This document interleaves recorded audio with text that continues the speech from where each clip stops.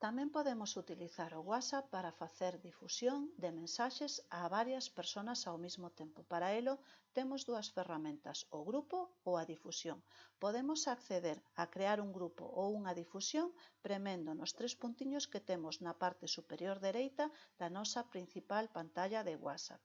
Accedemos a crear un grupo donde todas as persoas que compoñen ese grupo reciben mensaxes e poden contestar e todo o mundo ve o que escribe todo o mundo, mentras que en unha difusión a persona que crea a lista envía información a todos, pero as persoas que reciben cando contestan solamente interaccionan ca persoa que creou o grupo. Polo tanto, o resto dos componentes da difusión non poden ver as mensaxes que nos escribimos.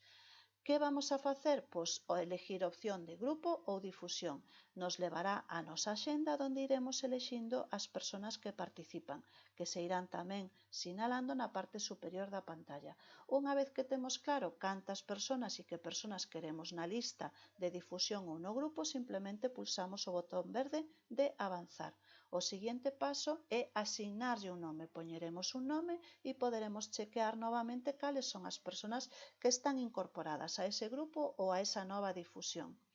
Unha vez que temos creado o grupo, este nome aparecerá na nosa lista de contactos como un contacto máis. Cada vez que queiramos facer un envío a todas estas persoas, buscaremos o nome do grupo dentro da nosa axenda de contactos.